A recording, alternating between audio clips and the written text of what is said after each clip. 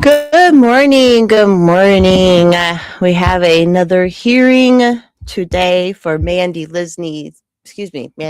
Lindsay's ethics complaint. Actually, before I should show this on the screen. Show this tab instead. Yeah, okay. So before they get started, they should be started in like 5 minutes. For everyone who's just joining, Mandy Lindsay is a House rep here in Colorado. Kind of Aurora area. Anyway, so there was a complaint. Okay, so this complaint was written on the 26th of January, and then we didn't get the ethics committee till the end of April. Interesting. If you haven't been following along, Mandy Lindsay was the co-chair of the Democrat caucus down at the Capitol. So just to make it clear, the money that allegedly may have been spent or stolen was not it was not taxpayer money, but it is money that the caucus members pay in to their little caucus to go on little trips and stuff. So basically what happened, she got busted, maybe like reimbursing herself for stuff she shouldn't have been reimbursing herself for, just for being as my buddy Stephen Woodrow said, she was very sloppy with her bookkeeping. So Bob Marshall, who's a Democrat, made the complaint, but I just wanted, so here's some of the exhibits. I'll put this link in this is how she was keeping track of stuff. This is how she was keeping track of like what the caucus owed her, yada yada. And see, it's going back to 2022. Holy crap, lady. Like, what were you thinking? So ridiculous. All you needed is a QuickBooks. Just get a QuickBooks. It's so easy to keep track of money in QuickBooks. I don't understand the problem here. Anyway, so that's been kind of interesting. I was looking through that earlier. What's funny is all these Democrats and commies are taught to do, not that like post-it notes is new or anything, but I've been to some of these like trainings and meetings where it's these people are taught to keep track of things on boards with post-it notes. Obviously not bookkeeping. I mean, that's not what you do.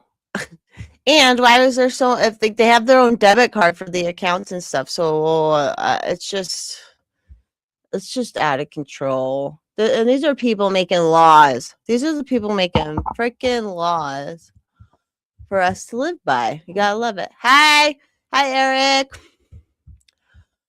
Oh, you're on the road. Yeah, and that board looked great. Just great record keeping there. Just love it. So the funny thing, back in 2022, I believe Tatone was the co-chair with her at that point.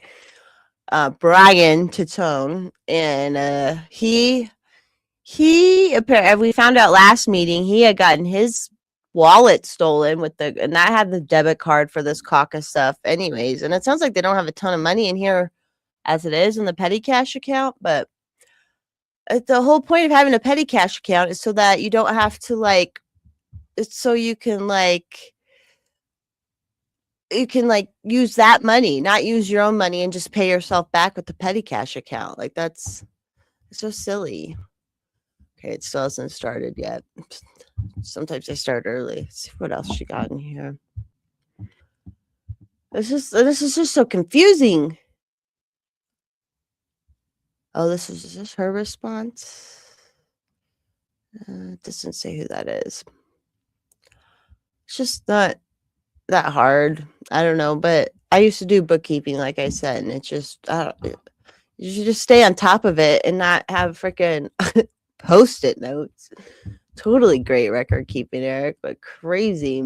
These are the people making our laws. These are the people making their laws. This is the official. Let me read this really quick because I hadn't seen this before the other day. Colorado State House Representative District 42, to Eric. Representative Mandy Lindsay is one of 2 elected Democrat House caucus chairs, an official position listed among her duties on the Colorado General Assembly House of Representatives legislative website. Among Representative Lindsay's duties as a caucus chair is to manage and oversee the Democratic House Caucus Fund, the fund. These duties include collecting dues, budgeting for the fund, and disbursing and accounting for the fund in a fiduciary capacity. In this role, Representative Lindsay has access and signature over the fund's bank account. The fund's operations rely upon assessed dues, $2,500 per member. Wow, for their 2 term, because the House they sit there for 2 years. 2,500. It's a lot. And so a lot of them most likely pay for it with their campaign. Like if they win their campaign, they just use some of that money to do that. With 46 caucus members for 23, 24, and 43 for 25, 26, the fund should have incurred a cash flow of more than $200,000 over the past 3 years. Instead of maintaining the fund in an appropriate manner, in a fiduciary capacity, Representative Lindsay grossly mismanaged and frequently used the fund for personal use in an unethical and potentially criminal manner. With funds unaccounted for by appropriate receipts or with any other basic and fundamental fiscal measures, one would expect of a person an exercise fiduciary duties required by such a role in office. Kind of interesting. I love that it was Bob Marshall who did this too. Okay, still haven't started. Not on time today. Misappropriations of campaign funds, money laundering. On March 12, 2025, a self-written check for $2,500 to Representative Lindsay posted to the caucus fund account. This is Exhibit 1. Representative Lindsay personally wrote this check to herself and deposited it in a personal bank account, annotating on the subject line that the check was for the purpose of dues returned. There is no record of Representative Lindsay having ever paid her caucus dues for 2025-2026. Instead, the only record of Representative Lindsay's payment of dues was $2,500 payment on November 29, 2022. The payment came from Mandy for Colorado, i.e. her campaign account. But the purported dues returned was refunded to her personally. Oh, wasn't that interesting? And deposited into her bank account. Okay, so she paid her dues for 2020, the 2020, I guess 2022 through 2024. She paid it out of her campaign fund, but then you don't get, I don't know what she was thinking what that was. I don't remember hearing about that one. Refunding her, leaving aside moral, hold on, let me check. Not started. Just read. Missing it. Not started. Okay, so it started. Leaving aside moral and ethical considerations of Representative Lindsay being the caucus chair and refunding her to herself the only $2,500 payment she ever made, or ever made on her behalf for caucus dues, where the rest of the caucus was expected to pay $5,000 over that period of time, which she collected. The use of the caucus fund to launder $2,500 well, they're using the words in the complaint. $2,500 of campaign funds into her personal account is potentially criminal. She would not be able to take $2,500 out of her campaign fund and deposit it into a personal account for personal use. So using the House Democratic Caucus Fund to launder that money at the very least places the entire House Democratic Caucus appearance of impropriety in being complicit with aiding and abetting the misappropriation of campaign funds. Alternatively, this was not a direct return of the caucus dues paid in their behalf, which is extremely unlikely given the subject line annotation and exact amount that it mirrors that. Then Representative Lindsay took $2,500 from the caucus fund for her own personal use. That's so weird too. Like, what was she thinking? Of course she was going to get caught. Of course she was going to get caught. Still haven't started. I'm surprised they're starting late because they only have like an hour today, I would assume, before they go to floor work. Misappropriation, miscalculation of caucus. I'm still just so shocked. She literally,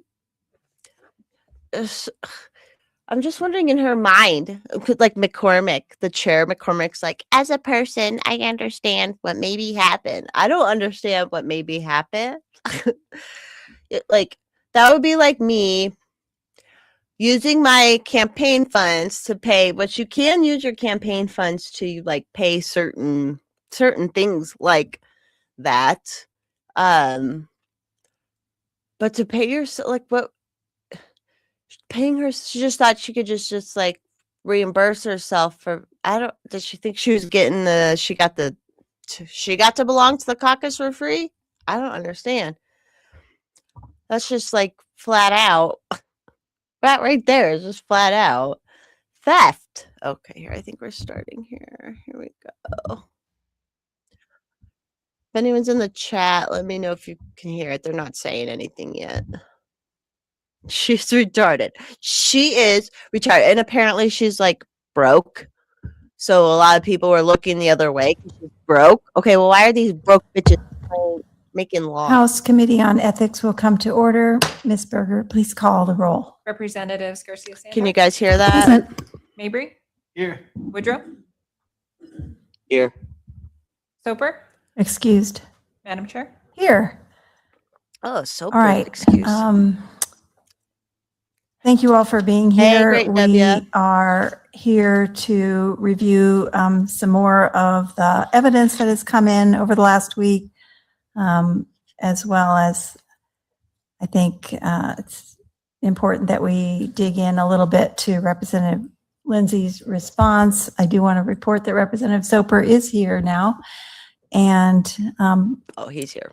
also see if there are any questions on the information that OLLS has provided us on some of the definitions that I in particular asked for a couple meetings ago, just to see if there's any additional clarity needed there. So I'll turn it over to our OLLS team for any updates or input that you have. Ms. Love? Thank you, Madam Chair. Members of the committee, Yelena Love, Office of Legislative Legal Services. As far as the update from your last meeting, you requested some additional evidence and those letters went out. I believe at this point we've heard back from everyone. A majority of people we reached out to let us know that they've already sent everything that they have. Notably, the Marriott indicated that they can't share any information without a subpoena. However, we did receive additional information that gave us a calendar for caucus events, which is now on the timeline. And we also received some additional evidence from Representative Lindsay in request to that second evidence letter. And I don't know if we would go over the timeline now or if you want to wait on that. I think thank you, Ms. Love. I think we'll wait and we can dig into that, but I do really, really appreciate that you have, in a very short time period, put that together. I can imagine that was a tremendous amount of work. And I did have time, and hopefully others on the committee as well, to at least briefly look through that Eric, timeline. or just act like I nothing realize happened. it's 48 pages long, but it was very, very helpful. And kudos to you for putting it all together. I did want to ask and mention to see, as I was looking at that timeline just briefly, it occurred to me that it might be helpful if we had the ability to also make notes on that timeline or put in information that we find pertinent. And so if it is potentially shareable with the committee to be able to add things to that timeline. Ms. Love. Thank you, Madam Chair. And I did just send about a minute ago, I just sent a link to a document that all of the members should have access to. Starts with our timeline, and then you have editability, so you can go on and update it as well. This will be the same document that we update as we continue to update and work through some of the evidence that's not currently included on the timeline. So please let me know if you try to access it and you don't have access, because now everyone on the committee should. Thank you for that. So yeah, I would encourage everyone, if you have pieces of information that you find that strike you as important for us to all be on literally the same pages, to please add that in there. And perhaps what we could also do, maybe the document tracks who put what in, but perhaps we could even initial in parentheses what we have put in there as individuals. So that way I know if I see something, with JM on it, I know who to ask about that. Okay, great. Before we dig into anything else, I wanted to ask committee members if you have any input or further questions on the definitions that I had asked OLLS to help us with as far as legal definitions. And I also want to thank you for that, because I learned a lot more about what fiduciary means and fiduciary relationship. It's way more deep and broad than I had imagined in just the everyday use of the term. And it was helpful for me to read things such as if there's a breach in a fiduciary relationship, the duty of care, and how one's actions can potentially constitute gross negligence or just bad processes. And that can also fit into the definition of fiduciary if you're in charge of someone else's best interests. So you had also given us information on gross negligence and how it could potentially be different from ordinary negligence. So acts or omissions falling short of intentional misconduct, but nevertheless showing a failure to exercise care. That was very helpful. So good. And then, of course, you had misappropriation and money laundering in there as well. So just wanted to make sure there was no additional comments from the committee from any of those definitions. And thank you all again for doing that. All right, I'm not seeing any questions.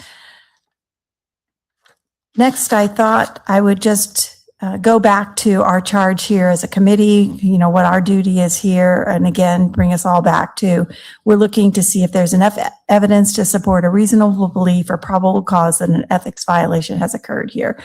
And the complaint is that Representative Lindsay grossly mismanaged and frequently used the petty cash fund for personal use in an unethical and potentially criminal manner. And I'm quoting Representative Marshall's words here, with funds unaccounted for by appropriate receipts or with any other basic and fundamental fiscal measure one would expect of a person in the exercise of fiduciary duties required by such a role and office.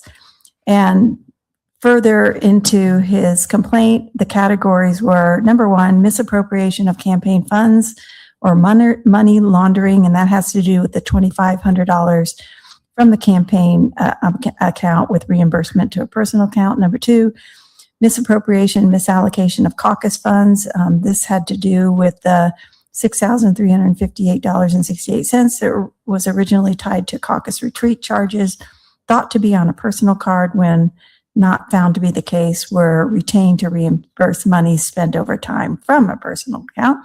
And number three, personal use of the fund debit card relating to the one-time use of the card, according to his complaint, for a motel payment in Oregon in March 2025. So just wanted to steer us back to, that's exactly what we're here to look at.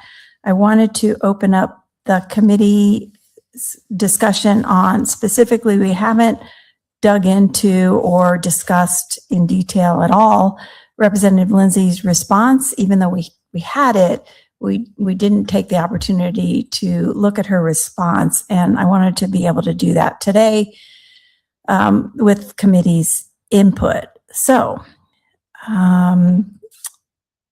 I will, hopefully you all have that in front of you right now so that we can just go through it and have thoughts and reactions to it. looking at her letter, she first goes into her appreciation and understanding of what the caucus chair duties are, and how each member is supposed to contribute $2,500 for a 2-year term, but says that has never been the case as long as she's been caucus co-chairs, and kind of the obstacles that they've run into on trying to get that. She talked about in her 4th paragraph how there have been a handful of incidents where a personal card was used when the caucus card wasn't on hand. I would say they're seeing the evidence. There's much more than a handful. And that's my first takeaway as far as this goes, and looking at the evidence and also looking at her response, that that need or that desire or that making it simple for her to use personal cards instead of the campaign cards is certainly something that shouldn't be done, in my opinion. But whether or not it was some kind of intentional misuse of the fund is what I want to hear from you all. I actually went through the chart of receipts and found 6 different card endings that have been used instead of the fund debit card, which is a lot of different debit and charge cards. So thoughts on at least that use of personal credit or debit cards. Representative Mabry. Thank you, Madam Chair. I think my thought here as I was going through this was comparing the timeline of when charges were made, not to the account, compared to the amount of money in the fund. And there are a decent amount of charges that were made on cards that were not fund cards when the fund had like 40 grand in it. And so I just want to put that I think that's noteworthy. I understand that at least internally within the Democratic caucus, some of this conversation has been, well, of course, the caucus chair would need to spend some of their own funds if not everybody is paying their dues, because there's still stuff that has to be done. And it appears that that was true only really towards the end, when the account had a little bit of money in it, like around the time of the hotels, and there were $500 left in the account. But I don't understand why there would be a need to do this when the account had like 30 grand in it. I had that same thought, and so I dug into those bank statements and noticed that throughout 2023, every single bank statement from the petty cash fund account only had one debit card, that there was a $2 charge every month for one card. It was $2 per card. All of 2023 only had one card, and it is apparent that perhaps that one card was in Rep. Titone's possession because it was the card that was stolen. It wasn't until, in 2024, there were 3 cards issued on the account. So it was a $6 charge every month. And then and that was the case until March 2025, when it was back down to 2 cards. And so what I can't discern from all the information is who actually had the card, or had the 3 cards all throughout 2024. So these charges that show up as kind of reimbursement charges for Representative Lindsay 2022, 2023, those I can kind of get. Yeah. And then there was the text messaging that was between Representative Lindsay and Representative Titone, that Representative Lindsay said she got a new card but it wasn't activated, and she was unable to activate it because she was not a signer on the account. And that was January of 2024. So I'm not exactly clear when she ever became a signer on the account. But it seems obvious to me that she wasn't the entirety of 2023 and 2022. And also Representative Tatone appeared to still be on the account as a signer through 2025 because Representative Lindsay could not even access the bank statements to reconcile. And that was a text message in August 2025. So if she couldn't access the online account to even look at the bank statements, how would she ever even know what the balance was and who was reconciling the account? Lady.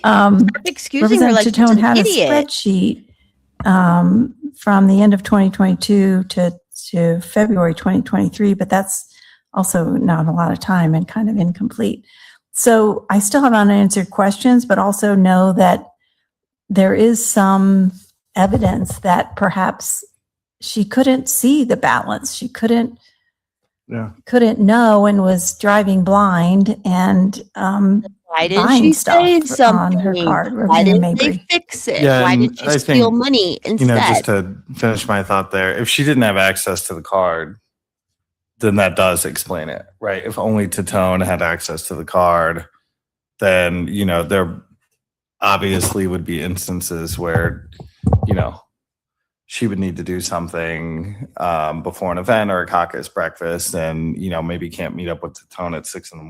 to do a handoff of the card. So I get that. So if it's the case that she didn't have access to the card until maybe 2024 or something like that, then I think that does explain the use of the personal account for the work.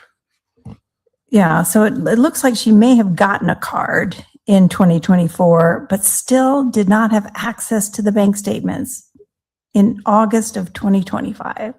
So that starts to explain some of this behavior to me, because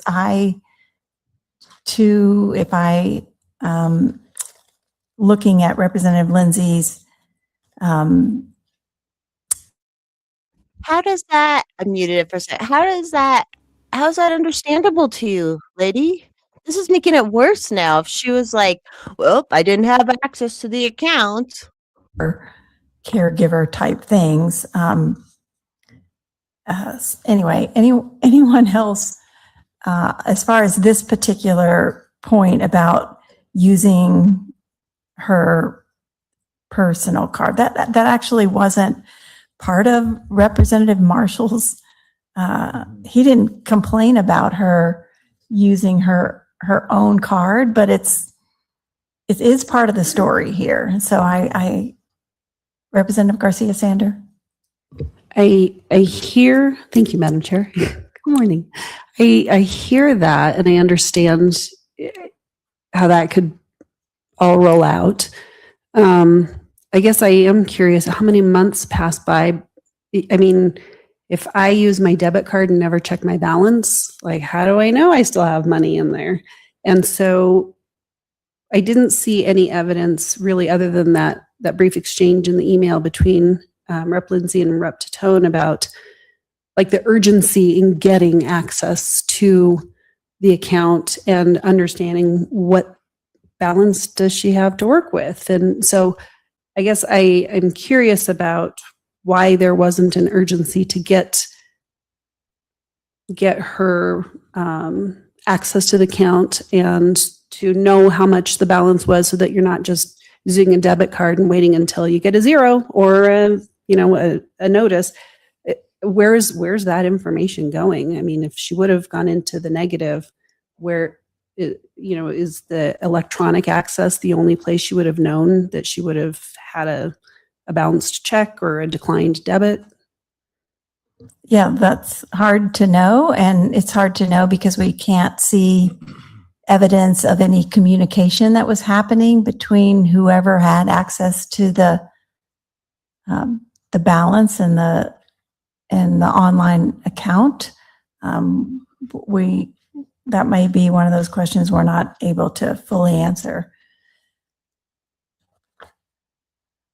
All right. The ridiculous. Representative Lindsay's we don't know who was in charge of the money and who was getting the notices. Explanation about paying the dues. I want to have any input from committee on her explanation for how she paid her dues in 2025. Is that the right year? And how she wrote a check from her personal account to be deposited to the bank, and then discovered that her check, along with 3 other members' checks, did not get deposited when she thought it had been. I want to hear what folks have to say about that. She first paid from a personal account her dues, and then thought more about it and thought she should just pay that with her campaign funds. So she wrote herself a check, so she had access to the checkbook, to reimburse herself to her personal account, and then found out that actually her personal check never actually cleared, never was deposited. And so that's when she says she reimbursed the fund, and is saying that it was an oversight on her part, again, combined with lack of access to the online banking platform to reconcile. So still, even at that point, she's saying she could not get online, which is a problem, as we've said. Representative Mason. Yeah, it's a problem, McCormick. That's a big problem. Thank you, Madam Chair. So on this point, I had 2 thoughts. First is, sort of relating back to some of the conversation we had about the writing of the $6,000 check and then not depositing it for a while. How would you not notice if $2,500 were taken out of your account or not? I thought that was a little strange. I feel like I would notice if $2,500 was out of my personal checking account. And then the other question that I have is, it says, when I learned of this mistake, I immediately wrote the check back to the caucus. When is when? Yeah. And how did she learn of the mistake? Because if it was the case that, somebody like another caucus chair or something like that was like, hey, what's up with this? And that's how you learned. I think that's important. And, how many months went by before this was known? Thank you, Representative Mabry, because this is part of that why I wanted access to the timeline, because I think we need to go back in and really highlight the dates of that, those deposits that were the big deposits that she references, where perhaps she thought her check and 2 other members' checks were in one of those deposits. And then, because we're not ever going to see the check from her personal account for $2,500 because it never got to the bank or cleared. So we're not going to know that date. But I think that's important too, to kind of outline that. If it's not already on the timeline, we can make sure it gets on there. Madam Chair, Yes, Representative Soper. Thank you. Just kind of one thing here where she talked about, she had noticed that it was her check and several other checks that had not been deposited, even though she'd gone to the bank in person and deposited. I do want to raise a bit of an issue here.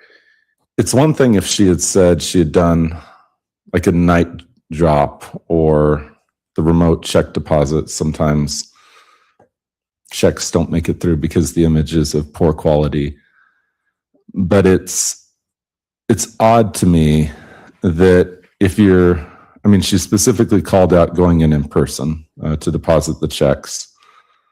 Why it is that hers and she references there were other checks that were not actually deposited, even though they were part of the deposit slip in the bank. And I guess that kind of raised a lot of questions for me, because if you're there in person making a deposit, if there's a facial problem with a check, that would be known at that point in time. And she would have known that her check and the other checks wouldn't have gone through at that point in time. I hear you. She discovered later that her personal check wasn't deposited along with 3 other members' checks in the second deposit. So if she had collected a bunch of checks from everyone, like at our November retreat, and she had 4 checks stashed in some other envelope that she thought she'd collected them all. And again, we're having to fill in the blanks a lot here, and discovered later that, oh, here's 4 more checks, including mine, that weren't in that second deposit. Again, it's not great accounting when you're not keeping track of all these things, which brings me to one of my questions I had in looking at all this, is that through all those bank records and statements, we don't have any photos of all the checks from every deposit. We don't have photos of the checks written off the account, which you can get from bank statements typically. And I've seen in some of the spreadsheets check numbers with, where they're supposedly who the payee is, but I sure would like to see those pictures of those checks. I know that's asking for one more thing, Miss Love, but that should be accessible. If we have access to the bank records, where are the photos of all the deposits and all of the checks that were written? There weren't that many checks because most of the charges are from debit cards. But that would help at least verify that this charge was truly to that caterer or that person or whatever. So if there is any way, whoever has access to the online bank account during that period, if we can get the photos of Ms. Lowe, is that possible? Thank you, Madam Chair. We can send a request. So you only are interested in that timeline that is addressed related to the caucus dues and that number 2, or are you looking at the entire timeline of that November 2022 through December 2025 period? Ideally, to be complete. I only had this thought with checks written over the last week. I wanted to actually see the checks written. We have a couple that were to Representative Lindsay. But if we're trying to verify some of these charges out of the petty cash fund that were checks, the debits, we can see who they're to. I either Mr. Quinn has them or the bank has them. Somebody has access to that, but I don't know if they haven't already downloaded that. Is that something we can ask that they have to go get it now? Because it's almost like we're asking a new question. Ms. Lowe. Director DeCecco. Thank you, Madam Chair. I mean, if the record is the check, and so I don't think they're creating a copy of the check. So to me, you're asking for documentary evidence, the check, the electronic copy of the check. So I don't think it's not that they're creating evidence, it's they're accessing it. Okay. So it feels as if that would be something the committee could consider. I would like to see electronic photos of checks written out and checks deposited in to that account. Mr. Basic Checo. bookkeeping. Thank you, Madam Chair. And I should have introduced myself. Yeah. Ed DeCecco of the Office of Legislative Legal Services. I'm stepping in for Deputy Director Chase, who was called over to Senate Appropriations. As Ms. Love indicated, we've already asked other parties for the information. So Mr. Quinn, I would not necessarily ask him because he has turned over everything. So it's someone who has access to the account now is who we should be asking. So it seems it's either Representative Joseph or the Speaker or or Representative Lindsay will be the ones. Well, I do think that he has access to the account because it appeared through a lot of the email exchanges that Representative Joseph purposely gave him access to the account in order to do the audit and reconcile. So I don't know if that's not true anymore, Mr. DeCecco. Well, if he was given, the audit's complete. And so should he be accessing your accounts as a caucus? Should a third party be accessing your account, or do you want to go through people within the caucus who have access to it? Fair. I mean, I think whoever is supposed to have access to the account now is, and I'm just really not clear who that is. So maybe we can find out who all the people are who have access to the account. Okay.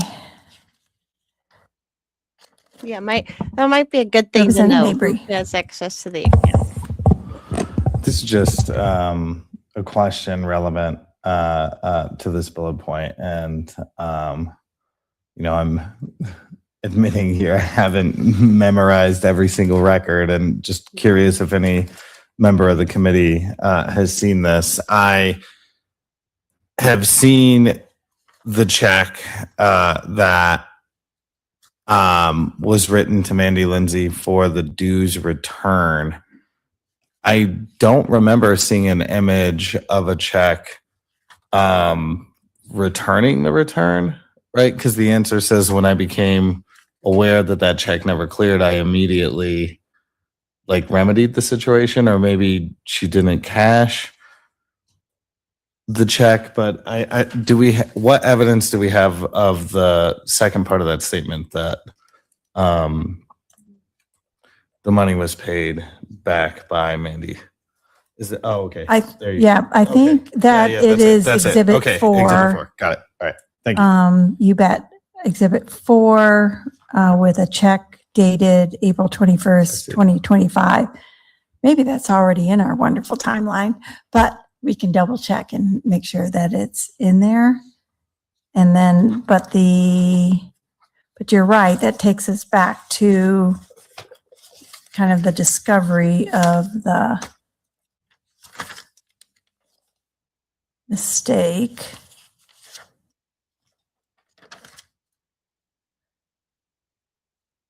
Well, that deposit, that was the second deposit, was March 3rd, 2025. And so this April check at least is in time, it's timed with the very next month. It's not like 6 months later. So good point, and thanks for even asking about that, because that would fit into the timeline, those things happening. Hi, JC. But what would be nice to also see is, again, back to the bank. Apparently, there were 3 other members' checks in that were missing that would have shown up, and maybe we can just look at those bank deposits because we have access to those. If there was another smaller-ish deposit sometime later in March or early April that would have accounted for those other members' checks.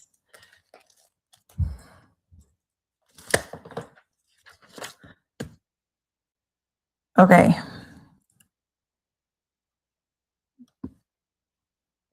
Representative Lindsay, in her response, also talks about her mindset for using her own funds to purchase materials for the caucus.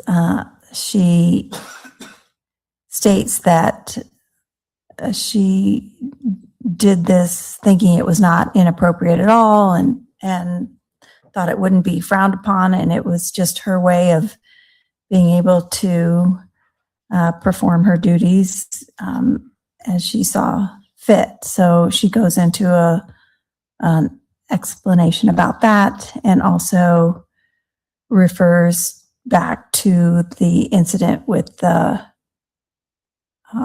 Marriott and the $6,000 plus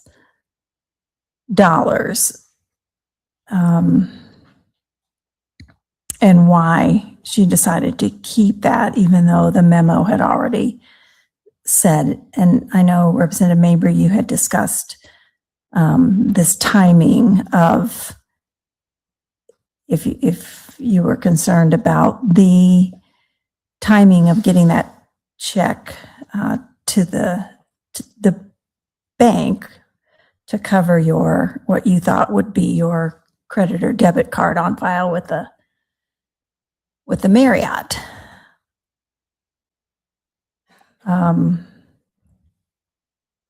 She also talks about why she had that kind of poster board display, and how that never was an intended official accounting of her. That was good to read, and that she actually did have a binder with all of the receipts that she turned over, because that wasn't initially apparent to me. I feel like I'm just sitting here rambling. So does anybody have anything else to add to any of this? Rep. Mabry. I'd say for the first part of her statement, I totally agree with what she's saying. I don't think it's reasonable to assume that it would be frowned upon to spend your own money and get receipts. I think that's normal in course of business everywhere. So agree with that. I still have the same concerns we talked about at length the other day about the timing of the hotel. But on the last part of this, actually, you know what? If somebody else has something to chime in with, I've lost my train of thought here. I understand. Yeah. The part about how she read an email after she flew across country that the hotel was going to charge the balance to the card on file. She literally did have a card on file that paid for those other hotel rooms. So I understand that initial panic. But if she wrote a check, did she have the checkbook with her across country? And then unless she did an auto deposit where she could take a picture of it and get it deposited that way, then she went to conferences, and then she realized when she got home and was reading emails that it actually that charge had been paid on the caucus card after all, and that she needed to fix that issue. But then realizing that she'd also spent several $1,000s of her own money. That's another thing that I want to check is, like, at that point in time, how much in the hole is she? We have to match those dates. Do you understand what I'm saying? To kind of verify that she was at least $6,358 kind of in with her personal funds. I haven't done that yet, so we need to do that. And then they were going to discuss all this with Representative Joseph and the speaker and a whole bunch of stuff didn't happen. Representative Mabry. Thank you, Madam Chair. I remember my second thought here. So big part of the framing here from Rep. Marshall has been that the sticky notes are not receipts, not actual records. Admittedly, I still have a lot of work to do digging through. We have these binders, but it does seem like Rep. Lindsay's account here of, yeah, I had the sticky notes to present to everybody, but I also have receipts to back it up. We at least have a lot of receipts to back up expenses. I haven't gone through line by line. The lines that I have gone through do match. And so it does seem like there is at least a record keeping that would suggest that the account that it's just sticky notes is not accurate. Thank you for that. Also, knowing that there were actual receipts that she hung on to, and did have some kind of filing system for them. There are some receipts that we have in our binder that you can't see a payment source for them. I have several of them flagged where you can't tell what card they were paid for it on, or if they were paid in cash. But that being said, they are there. The other point I wanted to acknowledge in Rep. Lindsay's response is that she and Representative Marshall had at least a couple conversations about this, and that she was apparently very willing to share with him all of her receipts, and that he acknowledged to her that he had not ever taken the time to look through all the information available. And she thought that was not responsible of him to make claims without digging into the evidence that she was willing to share, and that she had nothing to hide. And so it gives us a little overview of, at minimum, some tension there, that she was very willing to share, and that apparently the speaker had repeatedly offered to walk through all the receipts and all the numbers, and that he had not been willing to go to the speaker to see all that, or her. So that was important information for me to know too, that the willingness was there. Madam Chair. Who's talking? Representative Garcia Sander. Thank you, Madam Chair. This part I'm really hung up on, because I'm putting together, like, there was lack of access to the account, and apparently no ledger that she was keeping, as far as here's what I think we have, and here's the deposits and debits, bills to be paid, and income. And when she says she also needed to be reimbursed for several thousands of dollars that I had spent using my own funds, I've been in that situation where, I have had to provide for staff meetings or whatever, and I'll, maybe have 2 or 3 receipts, but usually in a month you settle up, and several thousands of dollars being spent from own funds, but yet there's no ongoing ledger to show here's, or stack of receipts that you would have automatically to say, I know that we may not have enough money in the caucus account right now, but when we settle up, I'll true up, and here's my accounts, here's my booklet, here's my ledger. I still think there's just, some real negligence in tracking the dollars coming in and going out, and a lack of urgency in finding out how much is in the caucus account, and how would I know whether we're in the positive or negative? How do I know that we can't reimburse me for $3,000 and also several thousand is different than $6,500 or whatever it was. several thousand is a few thousand. And so, how in tracking all of this, it just seems like there's not 6,358. There's not a really good sense of knowledge of here's where I know I am, here's where I know the caucus is, and here's why I know I can reimburse myself, or here's how I know how much I need to be reimbursed. It's, I needed to be reimbursed for $3,727 for the booklet of receipts that I'm keeping track of over many months. It just doesn't all gel for me, I guess.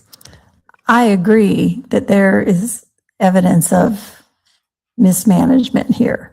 I agree that there's very poor record keeping and accounting. That seems to be pretty obvious. The issue is, I guess it kind of goes back to that mindset that we're trying to tease out. So the mismanagement, I don't necessarily see it in regards to Rep. Marshall's complaint, frequent use of the fund for personal use. I see a lot of personal use of her own money that was not accounted for or reimbursed clearly. So I kind of see the opposite from what Rep. Marshall says. I don't see her using, and the kind of questionable things that at first glance were those, the $1,000 charge to Macy's and the Foot Locker. Those have clear explanations, but I don't see that part. I do see the mismanagement part. I'm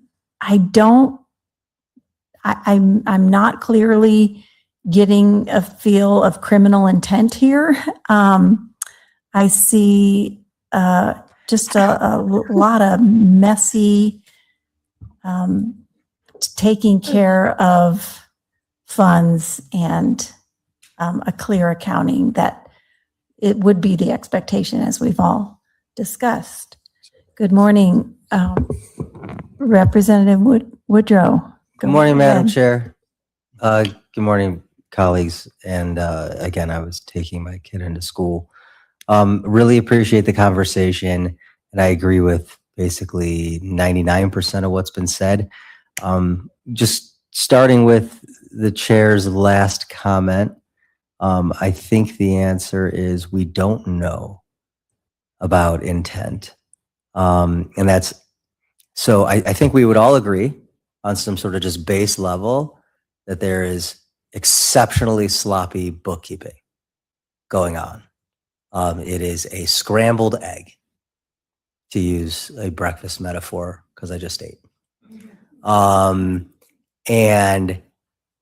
that scrambling of accounts, of payments going back and forth, of items being purchased, and it's not exactly 100% clear all the time who ultimately receives the benefits of those purchases. Is it the caucus or something else? And just tossing out things like the wagons that are purchased. Yes, I see the caucus chairs bringing food in on wagons sometimes, when they need to bring things up, or their staff does, up the elevators.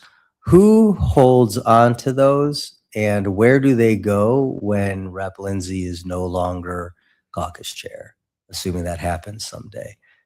There's a karaoke machine. There's a laser for a karaoke machine. Where is that? How many times has it been used by the caucus? Is that now something that, is just Rep. Lindsay's? Is it going to stay property of the caucus when she's done? Or is it at her house currently? We don't know. And I think the sloppy bookkeeping, the scrambling of the egg makes it so we can't clearly tell one way or the other. So I would agree that there's not clear evidence of malintent, because the bookkeeping was so substandard, we can't parse it out. And so there's, this concept in the law that you really shouldn't benefit from your own wrongdoing, right? That there are inferences to be drawn when you fail to meet a standard of care. And I do think that we need to have a separate conversation about whether there's a fiduciary obligation here. I haven't seen yet, and maybe I missed it, where like the role of the caucus chair is clearly spelled out in any place. And it states, with respect to any accounts that the caucus chair and co-chair assume a fiduciary duty vis-a-vis those funds. And maybe that's a recommendation that has to come out of this committee, is some sort of clear, guidance to people who run and assume these positions so they understand their obligations from the jump. But even if you were to put aside sort of the formal fiduciary obligation, common sense would dictate that if you're going to be serving in the state legislature, run for caucus leadership in this capacity, know that you are going to be in charge of this account, that you are essentially managing money on behalf of other people. So there's just a few things that leap out to me. One, not having access to the account for years while charges are being made is sort of just, I think the word, maybe it was Representative Garcia Sanders said, they're just blindly sort of going about your business, assuming there's enough in the account to cover whatever you're taking out of it without really looking at it. That's a sign of failing to meet any reasonable standard of care. I don't remember it being reported to the caucus that cards were lost and stolen. That type of failure to communicate to the beneficiaries of the account. If there was a problem, I think she mentions in there that people didn't always pay their dues. Well, what efforts were being made to collect dues? And if people really weren't paying dues, and maybe I missed a year, I'm going back and I'm looking, I'm like, goodness, do I owe the caucus money? Has, there have been sort of generic emails from time to time from leadership, but did Reps Lindsay or Joseph or Tatone ever go and sit down with leadership and say, we have a serious collections issue? And if not, why not? Right. And so I do think that the record is pretty clear on the sort of base point of really sloppy management of the account. Just something that falls far short of what any reasonable person should be doing. And it raises all these other questions because we don't know if certain items have been appropriated now for personal use or what the status is of those items.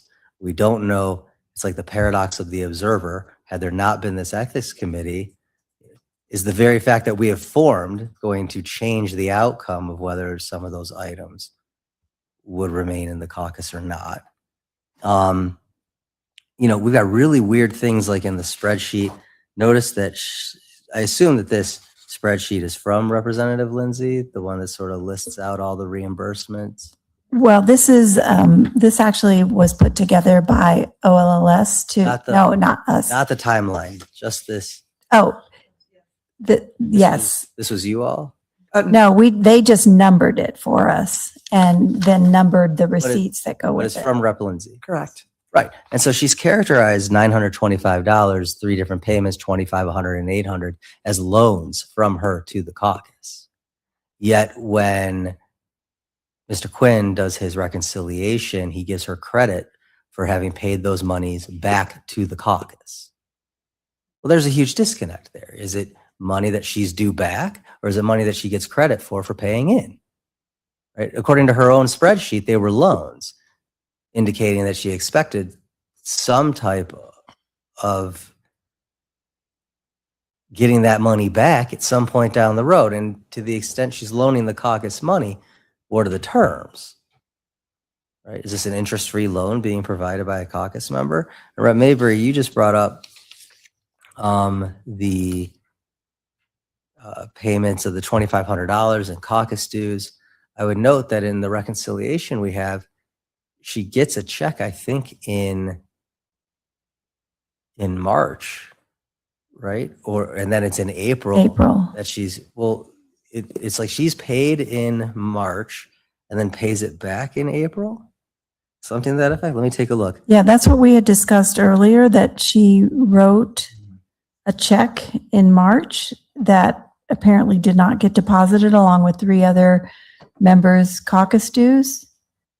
It says on March 12th, 2025, right? It's check 1318. Mandy Lindsay, $2,500 dues return. That's the return of the dues to her personally. But then in April of 2025, so 6 weeks later, it's because it's April 28th, 2025. Now you have her paying back $2,500 in dues. So again, scrambled egg. And it would take a forensic accountant, I think, months to probably parse this out, getting every receipt, tracking everything down and every item that was purchased, and figuring out if it was, for lack of a better term, kosher. And so I think my view of where we're at right now is that there is a baseline, just sort of, I think we could probably agree that to the extent there was an ethical obligation to properly manage the account, there's probably probable cause here to find that didn't happen. To the extent we're talking about criminal conduct, I don't even know if that's the role of this committee to make that determination. We're supposed to view it as, did it fall short of some ethical obligation? And I don't know, because the egg is scrambled, the yolk and the white, can't parse them out, can't figure out where these items are. And so I hate Woodrow, but he's right. But he also wants to take our gun, so fuck you, Woodrow. Deeper here, I don't know. I also don't know why someone who's worried about money, ostensibly, is loaning the caucus so much money. I don't know why they're waiting so long to get it back. I do understand the mindset, of, and I only say this because, I've got friends, right? We'll Venmo each other, we'll buy lunches for each other. And it's like, well, you owe me $200 from the last 4 lunches. You just paid for this one. It's $190. It's a wash, right? And I'm just not going to be very careful with it. I get the mindset, but that's not how you manage an account like this. And so I that's where my head is right now. Sorry that I'm sort of now I'm droning on.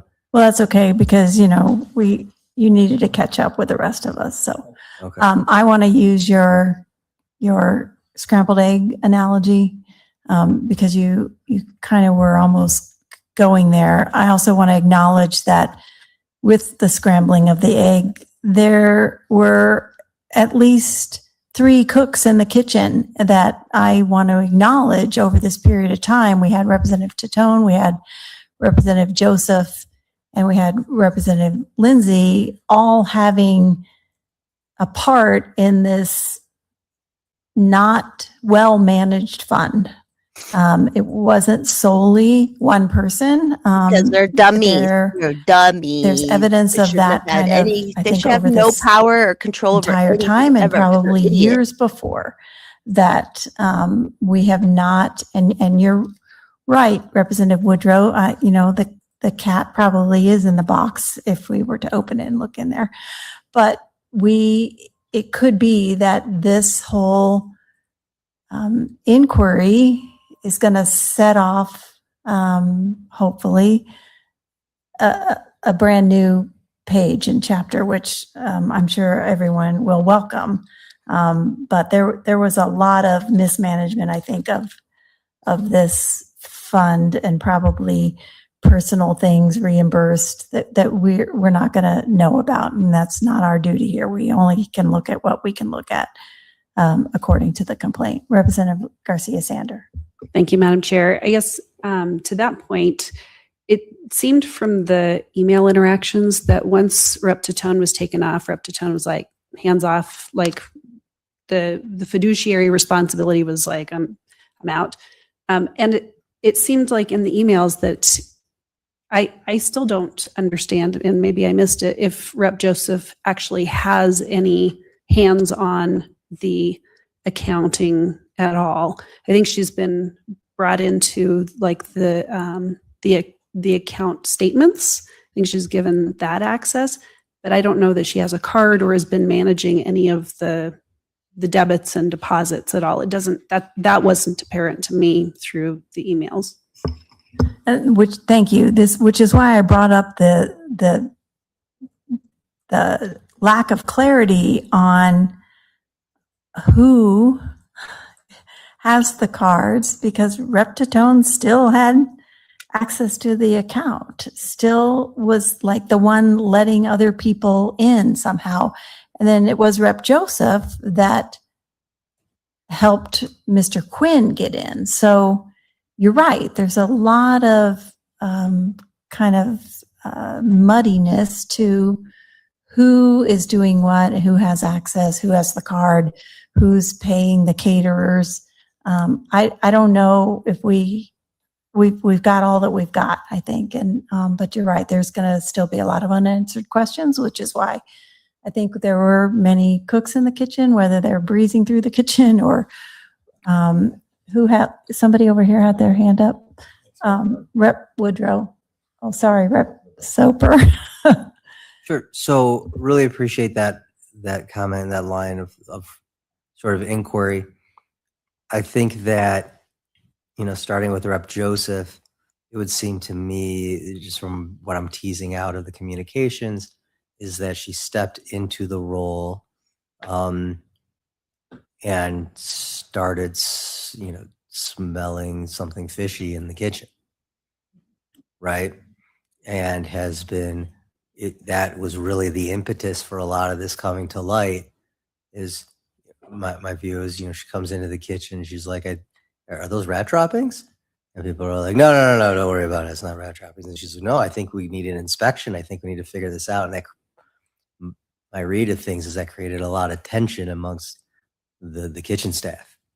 Okay. And so, my view of Rep. Joseph, just from what I'm reading in the papers and whatnot, is that she's almost like yes, she's a chef, but she's also playing the role of health inspector, because she's like, I don't think this is up to code. In terms of Rep. Titone, I think this goes back to sort of not having clear defined roles and responsibilities for the position. When both caucus co-chairs come in, there should be an understanding that they are jointly and severally responsible for the management of these funds. And having a, turn a blind eye. Yes, I'm nominally in charge of the kitchen, but what goes on there, I don't know, is not satisfactory if you're going to be in this role. So I think something, that we should probably keep, sort of as a side project as we make our recommendations to leadership on this is, yes, what are we going to do about Rep. Marshall's complaint, and the different allegations that he's made, but also what recommendations can we make to leadership to really nip this in the bud? Because I feel like a lot of this comes from a lack of defined roles and responsibilities and clear expectations. It should be a thing where when you come into this role, within the first 14 to 21 days, access to the accounts changes. Right? You go to the bank together, new signature cards are made. It's clear the prior folks step off, assuming that there isn't continuity in term over term. The old folks step off, the new folks assume control of the books, and they understand that they have to have receipts for every purchase that's made, and that they are not to use personal funds unless it's an absolute emergency, right? Things like that, recommendations we can make, sort of stave off this thing in the future. Because I think that we've got one chef who's like coming in late and saying, "Oh my God, this is a mess." Another chef who was there who, was sort of like, the less I know, the better. And that frees up the other chef to sort of run the kitchen and say, "Okay, I'm going to run this, but please don't look too closely." Right? Because sometimes I order from our licensed distributor, and sometimes I just got to go grab whatever in my own pantry at home. Right? And I'm going to just in the back of my head keep sort of a running tally on where things should shake out. And I hope it's close enough in the end. But please don't look. Right. And so now we're in this situation where the food's shitty, everyone's upset with each other, and the restaurant's going to maybe close. Which reminds me of my very first meeting where I was wondering if there was any job description. It brings us right back to that, because I don't think there was any clear expectations set out. And that partly is on us as well. So I think we will let Representative Soper speak, and then let's decide when we need or want to meet again. Representative Soper. Thank you, Madam Chair, and I won't be too long. I appreciate the kitchen analogy. I think that we're starting to develop a clear picture of what was going on here. I guess a couple of points stand out to me. One is very much Rep. Lindsay steps into this role. The other two cooks, are doing different things, but she's become the full de facto manager of the account. They're dumb booting. And it is troubling that she, for a long time, didn't have online access. I mean, that to me was really troubling. The other things that I have found really troubling about sort of the timeline is kind of the lack of urgency when, you have funds going in, funds going out. I mean, she's explained the retreat issue. She's explained, the theft of the card issue and how those monies were returned. She's explained the Super 8 motel issue. And you could say that, this account has had a lot of bad things happen to it.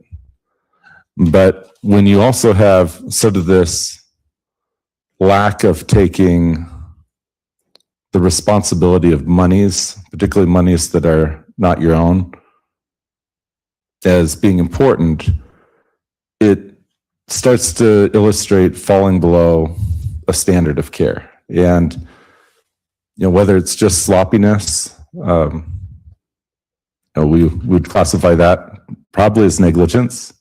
I mean, as a very, a sloppy side of bookkeeping.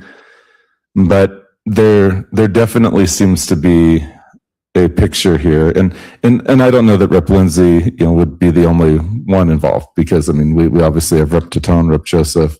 I assume there's probably even some role for House Democratic leadership in, at least just inquiring about the accounts from time to time. And so in terms of a recommendation, I think Representative Woodrow made an important point that obviously we have to make a recommendation based on the complaint by Representative Marshall. That's what we're tasked with.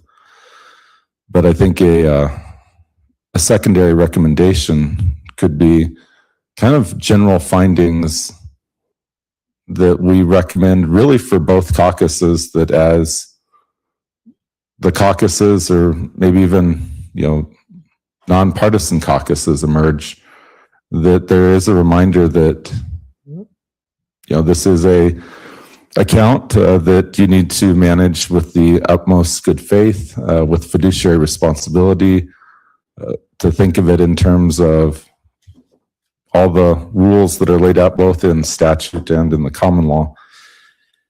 So Yeah, I think there's almost kind of two tracks. One is a general recommendation back to the body, but then we still have to answer the question about Rep. Lindsay from the complaint in the Rep. Marshall case. Okay. Do we